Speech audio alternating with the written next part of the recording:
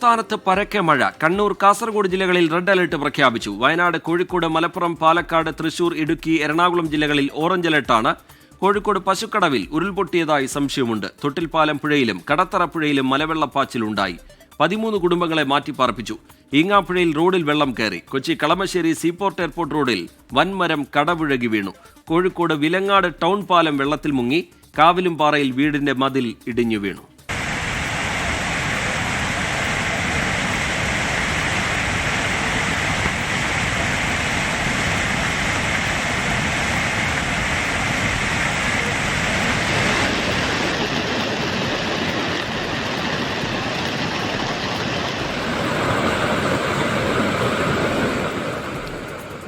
വിശദാംശങ്ങളുമായി തിരുവനന്തപുരത്ത് നിന്ന് സലീം മാലിക്കും കോഴിക്കോട്ട് നിന്ന് മിഥില ബാലനും നമുക്കൊപ്പം ചേരും. ആദ്യം സലീം മാലിക്കിലേക്കാണ്.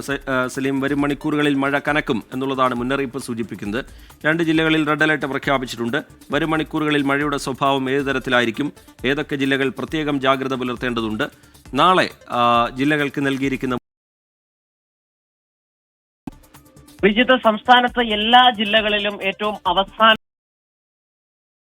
മുന്നറിയിപ്പ് നൽകിയിട്ടുണ്ട് എന്നുള്ളതാണ്. അതിൽ തന്നെ വടക്കൻ ജില്ലകളിൽ അതിശക്തമായ മഴയ്ക്കുള്ള സാധ്യതയാണ് നിലവിൽ കൽപ്പിക്കുന്നത്. കണ്ണൂർ, കാസർഗോഡ് ജില്ലകളിലാണ്.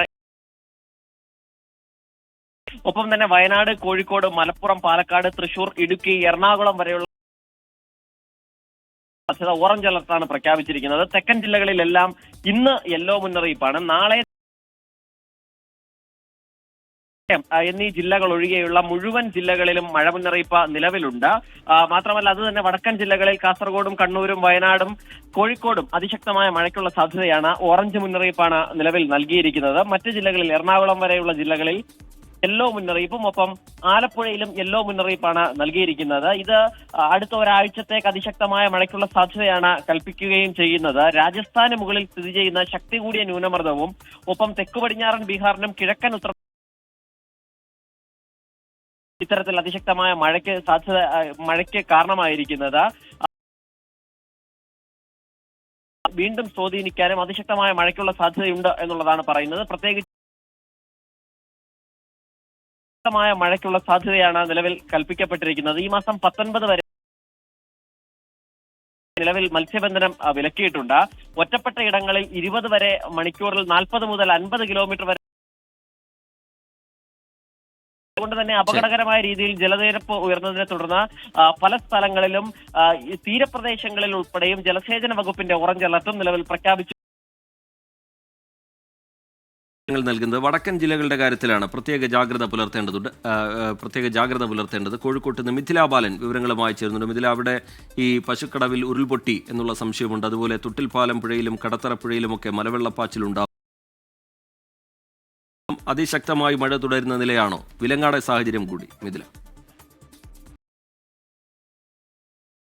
ഇപ്പോൾ സൂചിപ്പിച്ചതുപോലെ വിലങ്ങാട് ഉൾപ്പെടെയുള്ള മലയോര മേഖലകളിൽ അതിശക്തമായ മഴയാണ് പെയ്തുകൊണ്ടിരിക്കുന്നത്. വിലങ്ങാട് ഇപ്പോൾ അതീവ ജാഗ്രതാ നിർദ്ദേശം നൽകിക്കൊണ്ടുണ്ട്. പ്രത്യേകിച്ച് പുഴയിൽ ജലനിരപ്പ് ഉയരുന്നുണ്ട്, ക്രമാതീതമായി ഉയരുകയാണ്. വിലങ്ങാട് ടൗൺ പാലം വെള്ളത്തിൽ മുങ്ങിയിട്ടുണ്ട്. കഴിഞ്ഞ വർഷം തന്നെ തുടരുകയാണ്. മറ്റൊന്ന് പറയുകയാണെങ്കിൽ ദേശീയപാത 766 കോഴിക്കോട് കൊല്ലകൽ റോഡിൽ ഈങ്ങാപ്പുഴയിൽ റോഡിൽ വെള്ളം കയറിയിട്ടുണ്ട്. മഴ തുടർന്നാൽ ഇതുവഴിയുള്ള ഗതാഗതം തടസ്സപ്പെടും നൽകാനുള്ളത്. മറ്റൊന്ന്, അല്പസമയം മുമ്പ് ജില്ലാ ഭരണകൂടത്തിന്റെ നിർദ്ദേശം വന്നിട്ടുണ്ട്. മഴ ശക്തമായതിനാൽ ചുരം റോഡുകളിൽ ഗതാഗതത്തിന് നിയന്ത്രണം ഏർപ്പെടുത്തിയിട്ടുണ്ട്. താമരശ്ശേരി, കുറ്റ്യാടി ചുരം റോഡുകളിലാണ് നിയന്ത്രണം ഏർപ്പെടുത്തിയിട്ടുള്ളത്. അനുവദിക്കുകയുള്ളൂ. മാത്രമല്ല, ഭാരം കൂടിയ വാഹനങ്ങൾ കടത്തിവിടില്ല. പ്രദേശത്ത് പോലീസ് പെട്രോളിംഗ് മാത്രമല്ല, അടിയന്തര സാഹചര്യം